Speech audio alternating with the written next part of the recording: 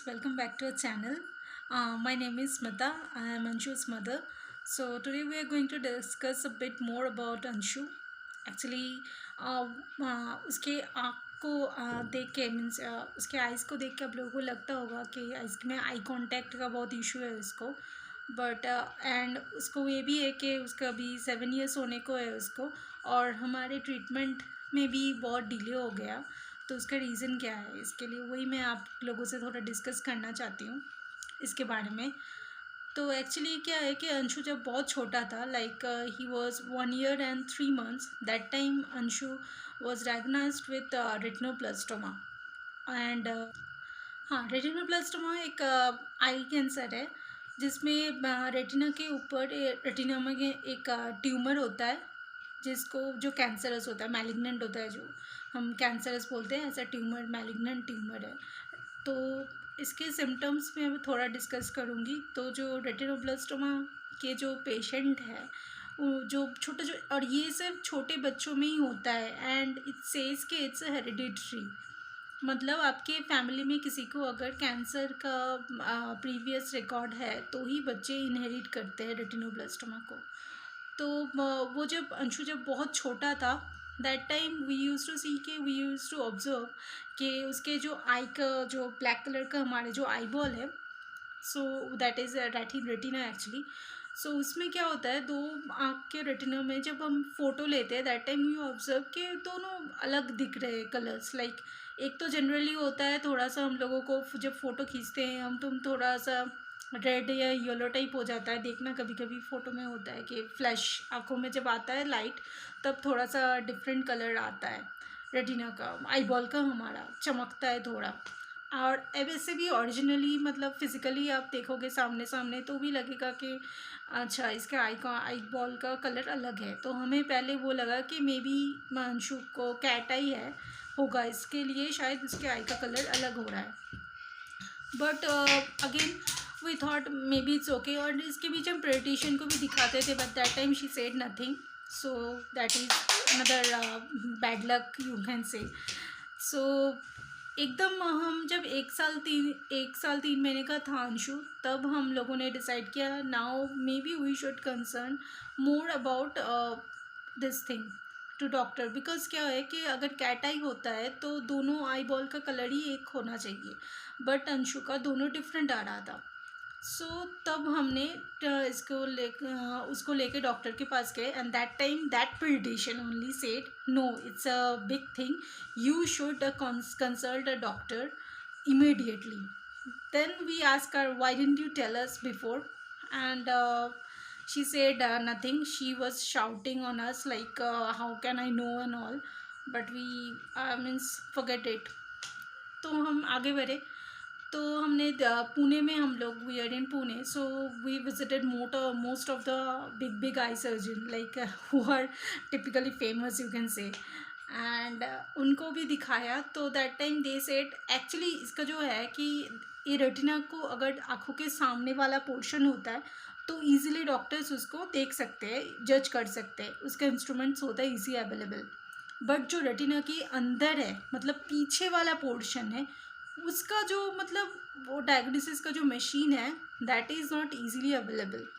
तो मतलब यहाँ के जो बड़े बड़े हॉस्पिटल्स थे उसमें भी वो नहीं थे नहीं था.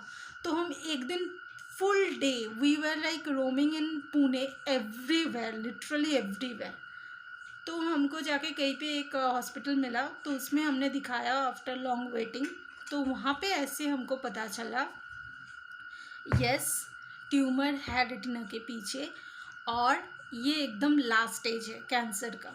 मतलब हमको ऐसा डॉक्टर ने बोला you have to rush to Hyderabad because only retinoblastoma का ट्रीटमेंट हैदराबाद में होता है. Doctor Santosh Honavar is the only person in Asia who treated retinoblastoma.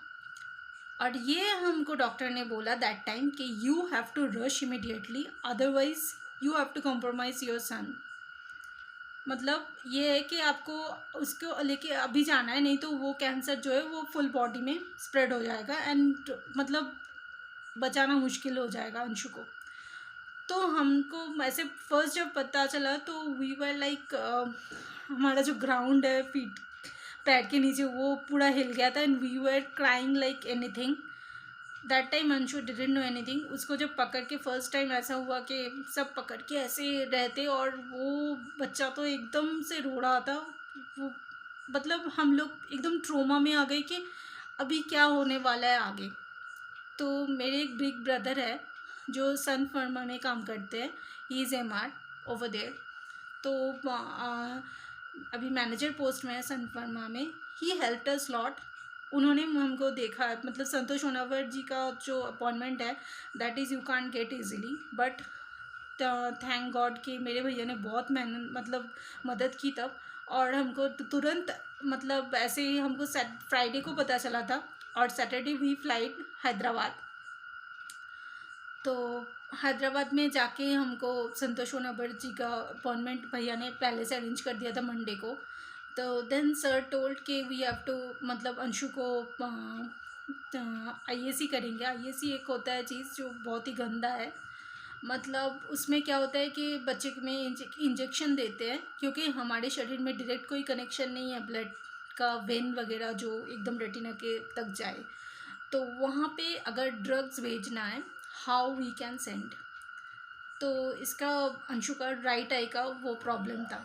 तो तब वहाँ पे जाके हमें पता चला कि राइट आई में उसका कैंसर स्टेज D है और लेफ्ट आई में कैंसर स्टेज B है। सो तो तब ये था कि मतलब हमको कुछ भी करके अंशु को बचाना था। फर्स्ट ऑफ ऑल हमारा फर्स्ट प्रायोरिटी उसका लाइफ था। तो that time Santosh sir told के okay we can try IAC दे के देखते हैं। तो उन्होंने एक ड्रग सेंड किया। IAC मतलब वो होता था 21 डेज़ के गैप में हम लोग को, 21 डेज़ के शायद as far as I remember कि ओके जाते थे। 3 IAC हुआ अंशु को। उसमें ड्रग्स जो है वो मतलब ऐसे इंजेक्शन के थ्रू सेंड करते हैं पैड से, और वो जाके ऐसे बलून टाइप होता है जो वो ऐसे अंदर से स्कैन करके दिखता है, वो जाता है और वो ट्यूमर के ट्रिगर जो पॉइंट है, ट्यूमर जो है उसमें जाके काम करता है। तो वो after 5 first IAC we got a very good result. उसका ट्यूमर 50 to 60% रिड्यूस हो गया। Then we thought may be we have a chance. तो हम लोगों ने ऐसे किया कि ओके उसके बाद मतलब 2 और IAC लिया हमने, बट दैट टाइम वो सिर्फ 20% 10% करके रिड्यूस हो रहा था। और ये IAC में मतलब इतना ख़तरनाक होता है चीज़ वो मतलब। और ये बच्चा मेरा हाइपर है, ऑलरेडी हाइपर था बहुत बचपन से वो। तो दैट टाइम वी थॉट कि लड़का है, सभी बोलते थे कि बच्चे लोग लड़के जो होते हैं वो बहुत हाइपर होते हैं जनरली। तो वही था कि अंशु भी बहुत हाइपर था। तब हमको ऑटिज़म के बारे में भी पता नहीं था। We were only focusing on Anshu's retinoblastoma treatment. तो वही है कि रेटिनोब्लास्टोमा तब वो IAC मैं बोल रही थी, इंजेक्शन दिया। फिर वो मतलब इंजेक्शन भी उसका चैनल बनाना भी इतना डिफ़िकल्ट है। एक तो बच्चे का जो वेन मिलना होता है दैट इज़ लाइक मतलब बहुत बहुत गंदा होता है, वो मिलता नहीं बच्चे लोगों का वेन इजीली। और बच्चा तो मतलब इतना रोता था अंशु कि यस बाबा, अंशु इतना रोता था। और हम लोग मैं उसको गोदी में ऐसे पकड़ के बैठती थी कि उसको लेके, और डॉक्टर लोग आके चैनल वगैरह बनाते थे और अंशु को एनेस्थीसिया दिया जाता था। तो उसके बाद उसको ये सब होता था। और ये ट्रीटमेंट उसका रूबी हॉल में चला, हैदराबाद रूबी हॉल। तो वहाँ पे भी डॉक्टर्स के अपॉइंटमेंट में मेरे भैया ने बहुत मदद की, क्योंकि वो जो डॉक्टर्स है उनके अपॉइंटमेंट बहुत मुश्किल होता है। और हमने ऐसे डॉक्टर को रिक्वेस्ट किया कि I have to save my son's life and you have to do anything for, मतलब जो भी आपसे हो पाए प्लीज़ सर कीजिए ऐसे करके। मतलब हमने ऐसे किया। तो फाइनली IAC हुआ। फिर उसके बाद डॉक्टर संतोष सर ने बोला he is from centre for site Hyderabad. तो उन्होंने बोला कि फिर से उसको 6 मंथ्स का कीमो स्टार्ट होगा। मतलब महीने में एक बार हमको हैदराबाद जाना होता था और कीमोथेरापी उसको चलता था। That is injection through injection उसका कीमोथेरापी चलता था। और उसके लिए उसका वो पार्ट भी मतलब, और तब उसका राइट टाइम में भी लेजर वगैरह देते थे। तो सॉरी लेफ़्ट आई में देते थे। और ये केमो के दौरान केमो के जो साइड इफ़ेक्ट्स है दैट इज़ मतलब बहुत गंदा होता है और बच्चे को आप देख नहीं सकते। बट वही है कि बच्चा आपका मतलब ठीक हो रहा है ये सोच के आगे बढ़ना है कि इससे शायद ठीक हो जाए ऐसा करके। तो सब हम लोग ने टॉलरेट किया ये सब। तो हमारे पास वो टाइम नहीं था कि हाइपर एक्टिव है या क्या कर रहा है उसके ऊपर फोकस देने के लिए। तो डॉक्टर ऐसे बोलते थे कि इसमें उसको एमआरआई करने की भी ज़रूरत थी, एक्सरे वगैरह करने की ज़रूरत थी। और अंशु उस वक्त इतना हाइपर था and it was very difficult कि बच्चे के एनेस्थीसिया कोई नहीं देता है। उनको एक स्लीपिंग टॉनिक देते हैं जिससे बच्चा मतलब आप लोगों ने बेरा टेस्ट किया होगा तो उससे वो आपको पता होगा कि बेरा में एक स्लीपिंग टॉनिक देते हैं बच्चों को, उससे बच्चा सो जाता है। But Aayansh is that much Anshu मतलब इतना हाइपर एक्टिव था कि that sleeping tonic is not working with him. तो लिटरली अंशु को हमको एनेस्थीसिया का इंजेक्शन देना पड़ा। तो फिर भी मतलब फर्स्ट डोज लेके भी उसको एमआरआई में हम अंदर लेके गए doctor and we were sitting outside. But doctor मतलब मैम ने बोला था मतलब मैंने उनको इन्फॉर्म किया था कि he is hyper active. But I मतलब मेरे नॉलेज में था सिर्फ वो हाइपर एक्टिव बच्चा है। तो मैंने डॉक्टर को ऐसे हमने बोला था तो doctor was there inside that room. तो उन्होंने देखा कि बच्चा मतलब एमआरआई चल रहा है और अंशु जग गया था। तो मतलब it was so panic situation. मतलब फिर से उसको सब बंद करके फिर से दूसरा एनेस्थीसिया का डोज देना पड़ा तो जाके एमआरआई कंप्लीट हुआ। ऐसा मतलब सिचुएशन गया है मेरा। तो वही उस दौरान केमोथेरेपी चला 6 मंथ्स का। हम लोग एवरी मंथ जाते थे हैदराबाद और ऐसे करके उसका मतलब 1 साल 1.5 साल बीत गया और हम लोग ऐसे ट्रीटमेंट उसका चालू था। फिर 6 मंथ्स के केमो के बाद डॉक्टर ने बोला कि it's only limited to its retina only touch wood. तो हमको सिर्फ ये करना था कि ये केमो में अच्छा कर रहा था मतलब केमो काम कर रहा था इसके ऊपर। तो हाँ फिर हमने सोचा डॉक्टर ने बोला ठीक है ये केमो काम कर रहा है तो ठीक है we may save his eye. तो हमें लगा पॉजिटिव होप है एक। यस बाबा। तो ठीक है हमने वो किया। फिर उसके बाद ये हुआ कि डॉक्टर ने बोला कि हम लोग ऐसे पॉजिटिव एटीट्यूड लेके 6 मंथ्स के बाद जो 7 मंथ है वो लेके गए तब लेके गए अंश को। एंड दैट टाइम हम लोगों को ऐसे फुल कॉन्फिडेंस था कि okay we are now in safe zone. But that day only unfortunately मतलब इतना ख़राब भी हो सकता है कुछ ऐसा था मतलब एक्सपीरियंस हमारा कि डॉक्टर के पास हम गए उनको डॉक्टर ने उसका चेकअप किया अंदर जाके। और ये भी एनेस्थीसिया दे के होना करना पड़ता है। तो चेकअप किया तो उसमें उसको पता चला कि नहीं cancer the tumour is coming back करके। तो डॉक्टर ने बोला now we have to remove his eyes we don't have any option. मतलब इतने महीनों का जो उसका मतलब कीमो चला आईएसी चला बच्चे के ऊपर लिटरली टॉर्चर हुआ था that is all wasted.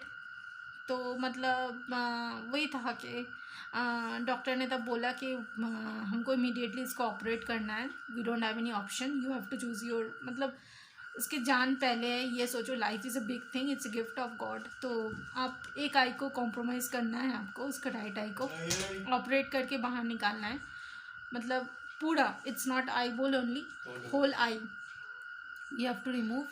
And then again हमने तब हमारे पास ऑप्शन नहीं था like we have to do it तो we have to save Anshu.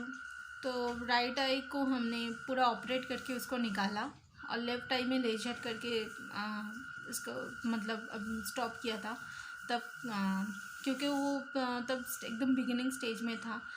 And फिर अंदर मतलब जब इतना पता चला ना तब हम घर पे आके चेक कर रहे थे वो मोबाइल देखता था। तो हमने उसको चेक किया कि ऐसे आई के एक आई ढक के एक आई ढक के। तो हमको लगा कि ओके हमने जब उसका लेफ़्ट आई दबाया राइट आई से उन्होंने उसने हमारा हाथ तुरंत हटा दिया क्योंकि राइट आई से उसको दिख ही नहीं रहा था। इट्स नो यूज़ कि वो रखने का कोई फ़ायदा ही नहीं था। और लेफ़्ट आई को राइट आई को हम कवर करके उसको लेफ़्ट आई से दिखा रहे थे then that time he was comfortable. तो हमने सोचा कि वो रख के कोई फ़ायदा नहीं है और हमारे पास ऑप्शन भी नहीं था कुछ ऑनेस्टली। तो we have to remove his right eye and now अंशु's one eye is prosthetic, right eye, and with left eye only he can see. तो ये है उसका जर्नी. तो ये भी उसका मतलब 2.5 years में उसको आई रिमूवल हुआ था, ऑपरेट हुआ था, and that is a big operation he went through. And touch wood as Anshu is fighter, तो हमने सक्सेस पाया उसमें, you can say by God grace. तो अभी भी हमको हैदराबाद पहले तो 3 महीने में एक बार जाना पड़ता था, फिर 6 months में एक बार जाना पड़ता था. अभी ईयरली वंस हमको जाना पड़ता है उधर हैदराबाद में चेकअप के लिए. ऑफकोर्स ये लाइफ लॉन्ग होने वाला है चेकअप, मतलब साल में 3 साल में एक बार, आगे जाके ये ड्यूरेशन कम होगा. तो यही है, अंडर चेकअप उसको रखना है. और इसके बीच बीच बहुत सारी चीज़ होती थी, मतलब हम लोगों ने जो इग्नोर किया है, लाइक उसका बिहेवियरल इश्यूज, जो वो घंटों सैंड के साथ खेलता था. तब ही यूज़ टू ऑब्जर्व व्हील्स को मॉनिटर करता रहा ऐसे, और हाइपर तो मतलब तुरंत वो हॉस्पिटल से निकल के ही वो घूमना फिरना उसका ऐसे करता था. तो ये भी रीज़न था मे बी कि as he was hyper active, तो उसको उस ट्रोमा से निकलने में मुझे लगता है थोड़ा सा उसको मदद मिला. तो मतलब उसके मतलब ज़्यादा जल्दी हील हुआ उसके बॉडी, ऐसा मुझे लगता है. बट वही है कि उस टाइम हमने ये ऑटिज़म को पूरा इग्नोर किया. हमारा फोकस पूरा था रेटिनोब्लास्टोमा के ऊपर. तो उसको चैप्टर को एंड होने के बाद वी वर लाइक, मतलब ऐसे था कि हम लोग वेट से वापस आए जीत के ऐसे. तो हमारा ऐसे पहले तो था कि Anshu is now going to tag with physical disable person, ऐसे मुझे लगा था और उसके पापा को भी लगा था. And we were so depressed. फिर अंशु को ऐसे ऐसे बिहेवियरल इश्यूज आ रहे थे, and we were like no, God can't be that much rude to us. तो ऐसा नहीं हो सकता है ऑटिज़म करके कुछ भी. अंशु के साथ ऑलरेडी बचपन से बहुत भुगत रहा था, तो ऐसा नहीं हो सकता है ऐसा मेरा मानना था. इस फादर उन्होंने गूगल किया था और मुझे बता रहे थे कि नहीं, अंशु का जो सिम्टम है ऑटिज़म से मिलता है. But we were like no, this can't be happen to us. तो ऐसे हमने पकड़ के बैठी थी, स्पेशली मैं, सॉरी. बट तब जब हुआ ये सब, तब होने के बाद ये चैप्टर क्लोज हुआ. फिर ऑटिज़म का हमको लगा नहीं, अभी उसका ईयर 4.5 था, तब हमको मतलब ऐसे लगा कि नहीं, इट्स अ बिग टाइम, अभी डॉक्टर को दिखाना है. फिर हमने सेम पीडियाट्रिशियन को दिखाया हमारा जो अंशु का था. And that time she told, she is a like, I hate that person. But हमें तब पता नहीं था, उसका पीडियाट्रिशियन बचपन से हुई थी, Sushma Vaidya. She is a number 1 paediatrician in Pune. तो and she is a senior one. तो she is like I hate her. तो तब जाके and she was telling me कि no, he maybe have autism.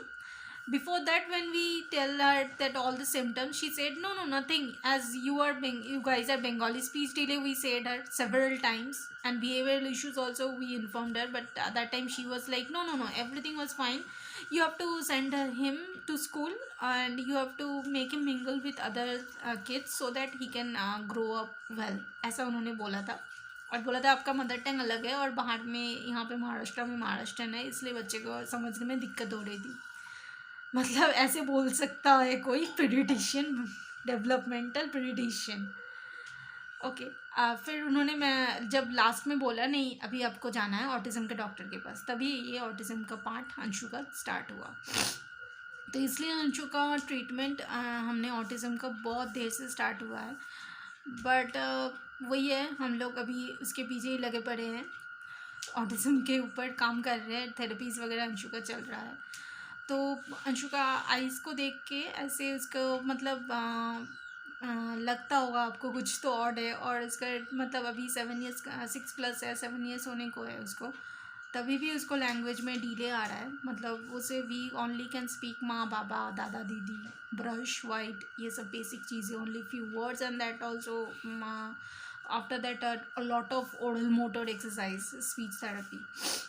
तो इम्प्रूवमेंट हो रहा है. एंड वही है, थेरेपीज़ वगैरह भी चल रहा है. बट वी थॉट मतलब आई थॉट कि रेटिनोब्लास्टोमा के ऊपर भी आपको इन्फॉर्म कर दूँ कि इसीलिए हमको देर हुई ऑटिज़म की ट्रीटमेंट स्टार्ट करने में, और ये भी एक अंशु का लाइफ का पार्ट है। So we discussed you. और आपको भी अगर बच्चे का कुछ भी सिम्टम ऑड लगे तो please never ignore like me, like us. But हो जाता है कभी कभी, हम भी इंसान है, गलती हो जाता है। और लेकिन वही है, बच्चों के साथ कोई रिस्क मत लो, कुछ भी अगर गलत दिखे तुरंत डॉक्टर को विजिट कीजिए। And not don't take a single suggestion, take second opinion, third opinion. If मतलब जब तक मन नहीं मानता है, अब सेकंड थर्ड ऑप्शन लो, पूछो डॉक्टर से, दूसरे तीसरे डॉक्टर का भी ओपिनियन लो। ये नहीं कि एक के भरोसे चलो, जैसे मैंने गलती की, हमने गलती किया वो। और भी आपको अगर कुछ रेटिनोब्लास्टोमा के ऊपर जानना है, रेटिनोब्लास्टोमा के ऊपर जानना है, प्लीज़ मुझे कमेंट्स करके बोलिए। I will be glad to clarify and inform कहाँ पे उसका ट्रीटमेंट होता है, कैसे होता है। And contacts if you want, मतलब किसी को अगर कुछ ऐसे इन्फॉर्म चाहिए रेटिनोब्लास्टोमा के ऊपर। यस बाबा, I am not, if I am low ना मीन्स डाउन, तो दैट टाइम उसको समझ में आता है अंशु को, and he started kissing me, hugging me. उसको ये कनेक्शन है मेरे साथ। तो वही है, मैंने आज वही डिस्कस किया आपके साथ। Thank you guys, take care.